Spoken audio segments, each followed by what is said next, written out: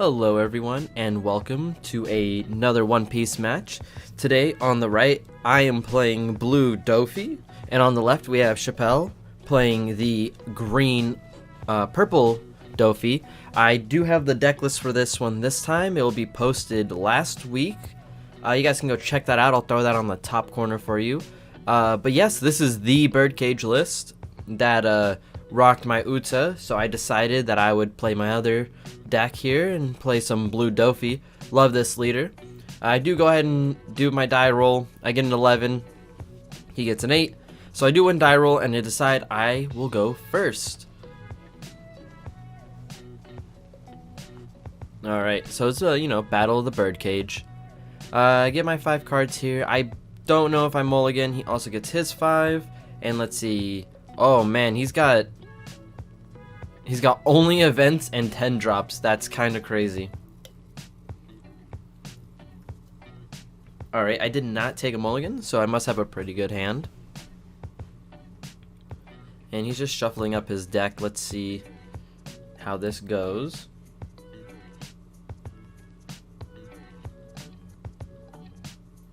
Alright. So, now that we did final cuts and he did his mulligan, we can get started with this game. So let's see if I got lucky and opened up the one drop Perona. Oh man, his hand's actually not that bad. Alright, so I get one Don and I will play Perona. Sweet, I got it. So now I get to stack, which is pretty nice. Shout out to Cardi Kaizoku for providing me with his Don. That's always awesome. Shout out to him. Even though he's bigger than me, could always use more people, so go check him out. So I actually leave my my top 5 in the order that it already was in. So like playing the Perona didn't even feel that good. I believe I only had one 7 Warlord there too that I could summon. So I'm like, dang, I need to get another way to restack the top of this deck. So he goes baby 5 search. Searches the top 5. And let's take a look at what he actually gets here. And it looks like he's got options. He had baby 5, Viola, and a sugar. But as we know, he has baby 5 and sugars already. So he takes a 2k counter, and his baby 5 is now rested, so I'll go ahead and draw. And he's resetting his Don, he just forgot to do it. Alright, so I go to 3 Don here, and I already set up my stuff. So I go 2 into the Perona, he lets it go. And then I put 2 onto the Doffy, and I swing 7 in, and I use his effect. It's like Moria, but worse, right? Nah, it's different, that's what it is. And speaking of, I go ahead and play a Moria. This is the double attack Moria. I run this card because I don't have a full playset of the vanilla one, so let that be known. But the double attack does come up sometimes, which is actually like pretty nice.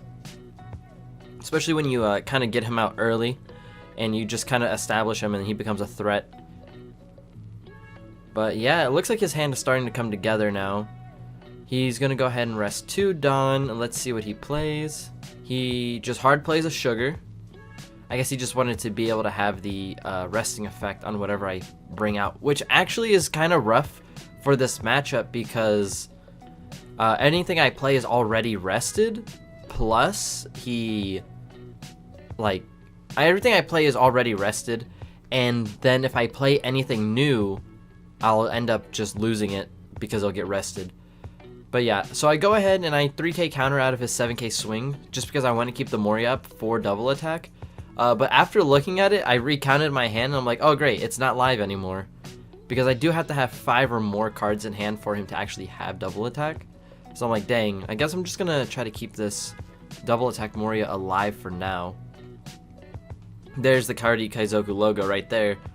Let's go. Yeah, so I'm reading it now. I'm like, okay, well, he's not even live, so whatever. And I'm thinking, like, should I stand him? I don't know. He has sugar, so if I play anything, he's just going to rest the Moria anyway.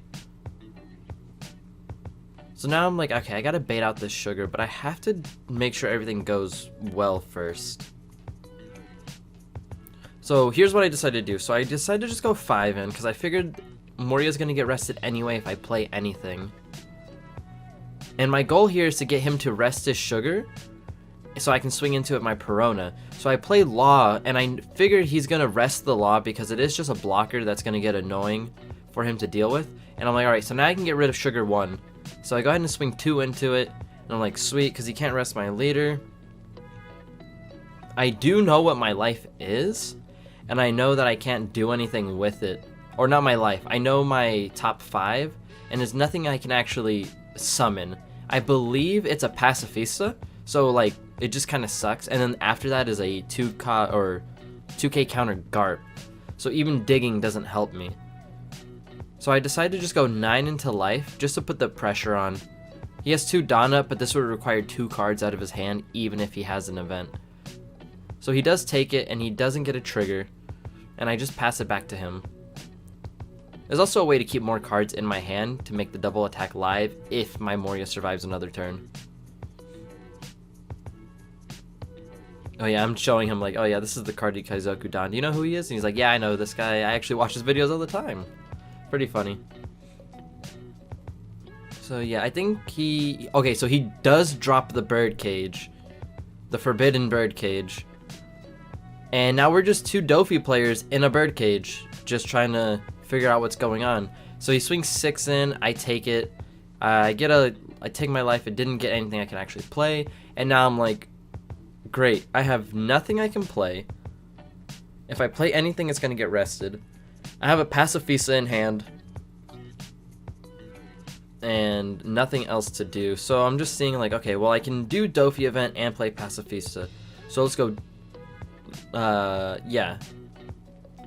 Oh no, I'm not even gonna risk it. Oh yeah, because it's a Garp on top of my deck, so I don't want to actually draw it. So I just go ahead and swing the 8 in, and he gives me 2 2k counters. I go 4, I play the Pacifista, and then I just pass.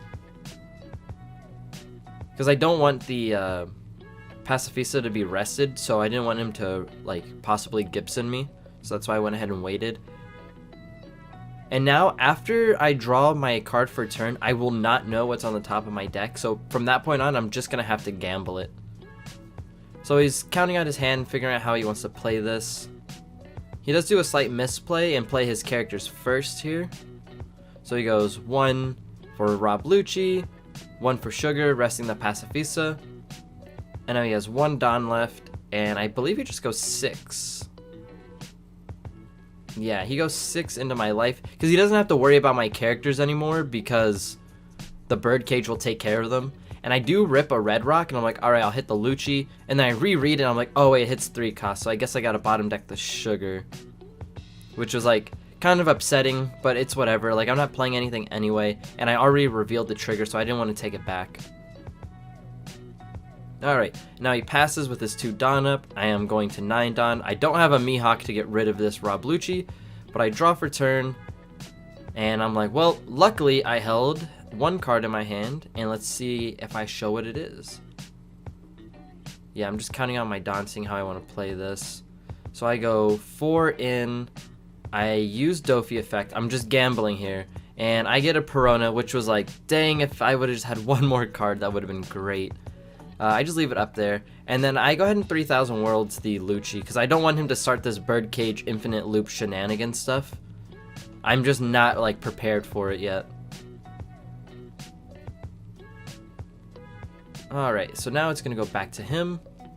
I just keep swinging these big numbers, forcing him to take the life too, not risking my effect if I don't have to.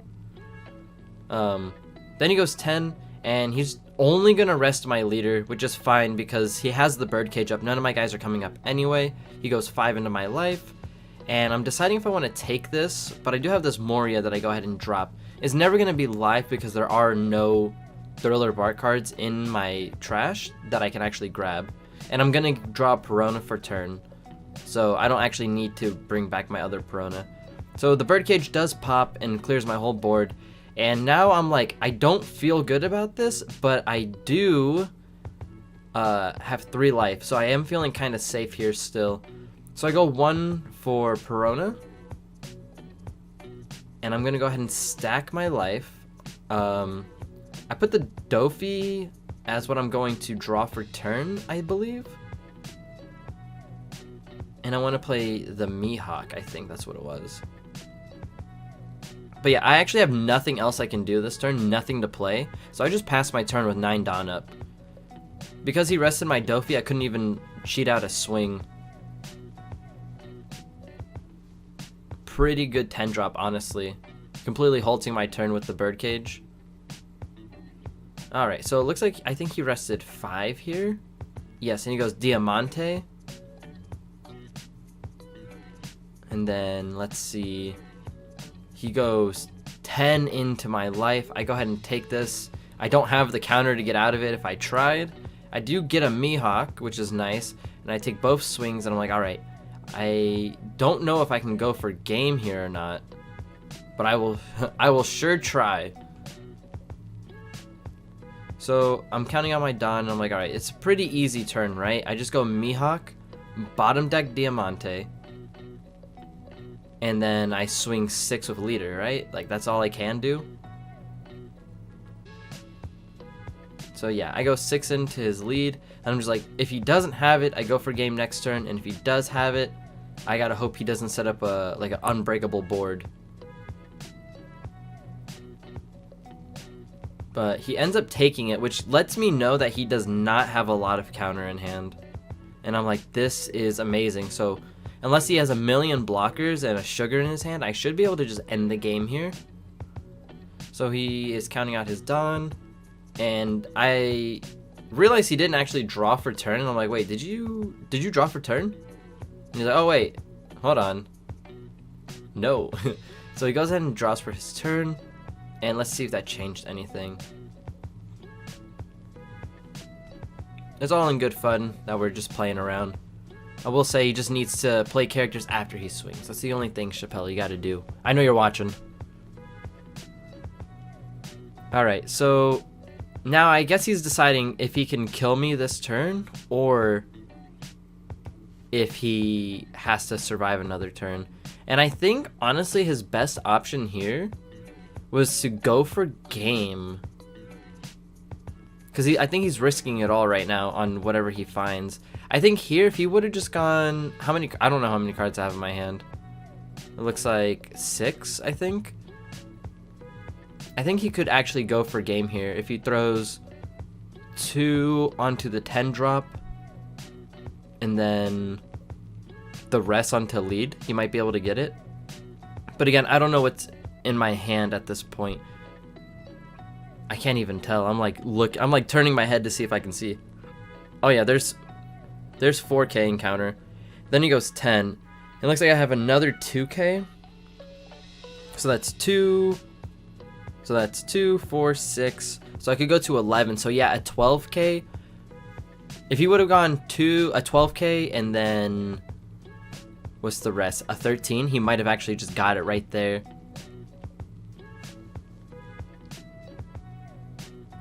Alright, so now let's see if I see the lethal here. So I go 9 in, and I'm figuring like he'll give me an event plus a 1K, and that will be it. And it looks like his hand is actually just events and a 7-cost kid. And I see him block, and I'm like, okay, I guess I only have one choice then. I'll just go 15 in. Do you have it? Which it's not impossible for him to have it, but he ended up not having it. He had the event that get him to 4 to get him to 9K, and then he had 2 bricks, and only the weak can choose when they die. And oh yeah, my hand had a lot of 2K, so he couldn't have gone for it, but I do think it was the better line to try for it. My last life was the Kuma, I believe. But yes, good game, Chappelle. You guys, let me know what your favorite Doffy leader is. There's 2 of them. I really like the blue one. The film or the green-purple one gets a lot of love. But yeah, if you guys like, leave a like, comment, and subscribe, and I'll see you guys next time. Peace.